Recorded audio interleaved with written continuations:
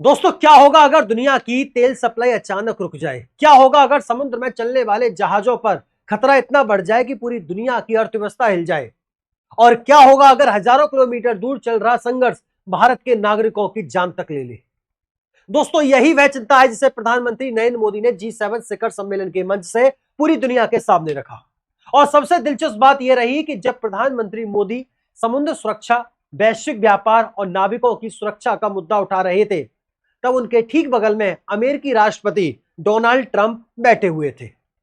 G7 summit के outreach सत्र में प्रधानमंत्री मोदी ने ऐसा संदेश दिया जो सिर्फ पश्चिमी एशिया या समुद्री व्यापार तक सीमित नहीं था, बल्कि पूरी दुनिया के भविष्य से जुड़ा हुआ था। उन्होंने साफ शब्दों में कहा कि पश्चिम एशिया में हालिया संघर्ष का असर केवल उस क्षेत्र तक सीमित नहीं रहा है, इसकी कीमत पूरी दुनिया ने चुकाई है। वैश्विक व्यापार प्रभावित हुआ है, ऊर्जा सुरक्षा पर खतरा पैदा हुआ है और भारत के कई नागरिकों को अपनी जान तक गंवानी पड़ी है। प्रधानमंत्री मोदी ने कहा कि आज की दुनिया पहले से कहीं ज्यादा आपस में जुड़ी हुई है। अगर दुनिया के किसी एक हिस्से में संकट पैदा होता है तो उसका असर दूसरे देशों तक भी पहुंचता है। आज किसी भी देश की ऊर्जा सुरक्षा, खाद्य सुरक्षा, स्वास्थ्य सुरक्षा, साइबर सुरक्षा और आर्थिक समृद्धि केवल उसकी सीमाओं के भीतर तय नहीं की जाती। डेटा तकनीक, पूंजी और वैश्विक व्यापार ने पूरी दुनिया को एक दूसरे से जोड़ दिया है। यही कारण है कि प्रधानमंत्री मोदी ने दुनिया को चेतावनी देते हुए कहा कि आज के समय में देशों के बीच साझेदारी पहले से ज्यादा महत्वपूर्ण हो गई है, लेकिन कोई भी साझेदारी तब तक सफल नहीं हो सकती जब तक उसकी नींव विश्वास पर आधारित न हो। उन्होंने कहा कि आज दुनिया की सबसे बड़ी रणनीतिक पूंजी कोई खनिज, तकनीक या बाजार नहीं है, बल्कि आपसी भरोसा है। मोदी ने अपने भाषण में विशेष रूप से समुद्री सुरक्षा का मुद्दा उठाया। उन्होंने कहा कि पश्चिम एशिया में बढ़ते तनाव और हार्मुज जलडमरू के आसपास पैदा हुआ अस्थिरता का असर वैश्विक समुद्री व्यापार पर पड़ा है। दुनिया का एक बड़ा हिस्सा समुद्री मार्गों के जरिए होने वाला व्यापार पर निर्भर है। तेल, गैस, खदान, मशीनों और रोजमर्रा के उपयोग की लाखों वस्तुएं समुद्र के रास्ते एक देश से दूसरे देश तक पहुंचती हैं। अगर समुद्री रास्ते सुरक्षित नहीं रहेंगे तो दुनिया की अर्थव्यवस्था भी सुरक्षित नहीं रह सकती। यही वजह है कि प्रधानमंत्री मोदी ने नाविकों की सुरक्षा का मुद्दा भी मजबूती से उठाया। उन्होंने कहा कि दुनिया को जोड़ने वाले नाविकों की सुरक्षा सुनिश्चित करना हम सभी की सामूहिक जिम्मेदारी है। ये वही लोग हैं जो समुद्र के रास्ते वैश्विक व्यापार को चलाते हैं और दुनिया की अर्थव्यवस्था को गति देते हैं। मोदी का यह बयान ऐसे समय में आया है जब पिछले कई महीनों से पश्चिम एशिया में तनाव लगातार बढ़ रहा है। समुद्री मार्गों पर हमलों की घटनाएं सामने आई हैं। कई अंतरराष्ट्रीय शिपिंग कंपनियों को अपने मार्ग बदलने पड़े हैं। इससे माल ढुलाई की लागत बढ़ी है और कई देशों की अर्थव्यवस्था प्रभावित हुई है। लेकिन प्रधानमंत्री का संदेश केवल समुद्री सुरक्षा तक सीमित नहीं था दोस्तों। उन्होंने दुनिया को यह भी बताया कि आज वैश्विक व्यवस्था के सामने सबसे बड़ी चुनौती विश्वास की है।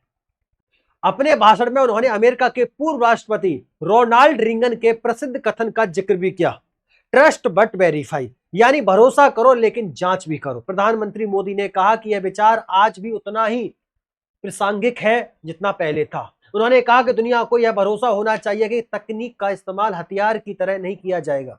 सप्लाई चेन को राजनीतिक दबाव बनाने के साधन के रूप में इस्तेमाल नहीं किया जाएगा। विकास के अवसर केवल कुछ देशों तक सीमित नहीं रहेंगे और वैश्विक संस्थाएं सभी देशों की आकांक्षाओं को पूरा करने में सक्षम होंगी।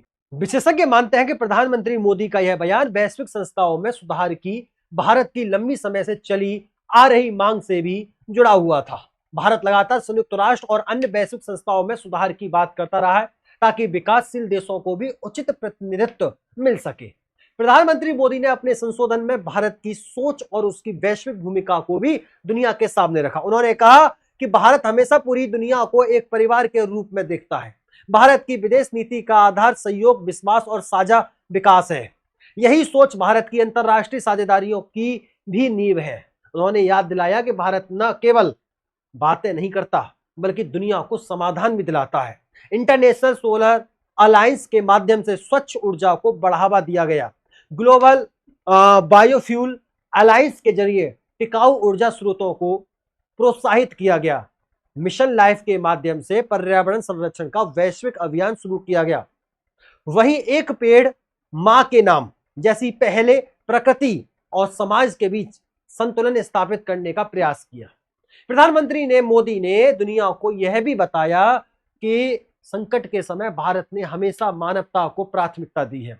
कोविड महामारी के दौरान जब दुनिया के कई देश दवाइयां और वैक्सीन की कमी से जूझ रहे थे, तब भारत ने 150 से अधिक देशों को दवाइयां और वैक्सीन उपलब्ध कराई। भारत ने श्रीलंका में प्राकृतिक आपदाओं के दौरान सहायता पहुंचाई, अफगानिस्तान में भूकंप आने पर मदद भेजी, मोजाम्बिक में बाढ़ और कैरेबियाई देशों में आई तूफानों के दौरान भी भारत ने मानवता के हित में सहयोग किया।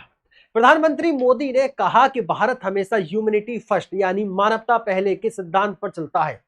G7 शिखर सम्मेलन के बाद प्रधानमंत्री मोदी ने सोशल मीडिया प्लेटफॉर्म एक्स पर भी अपने विचार साझा किए। दोस्तों, उन्होंने कहा कि नई साझेदारियां बनाने और अंतर्राष्ट्रीय एकजुटता को मजबूत करने के लिए विश्वास सबसे महत्वपूर्ण आधार है।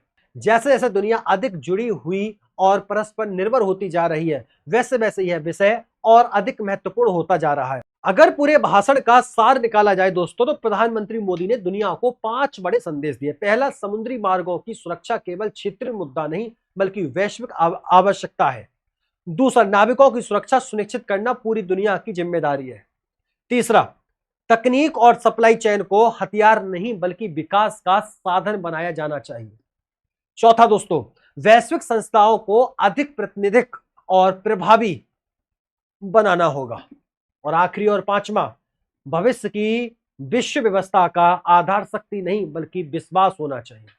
दोस्तों, G7 के मंच से प्रधानमंत्री मोदी ने एक बार फिर यह दिखाने की कोशिश की कि भारत केवल दुनिया की सबसे तेजी से बढ़ती अर्थव्यवस्थाओं में से एक नहीं है, बल्कि वह वैश्विक चुनौतियों के समाधान में भी महत्वपूर्ण भूमिका निभाना चाहता है।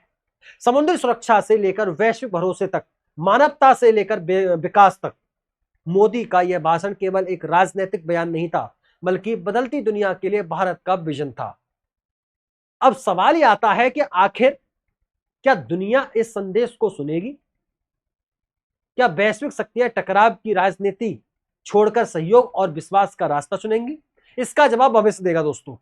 लेकिन इतना जरूर है कि G7 के मंच से भारत ने अपनी बात पूरी मजबूती और आत्मविश्वास के साथ दुनिया के सामने रख दी।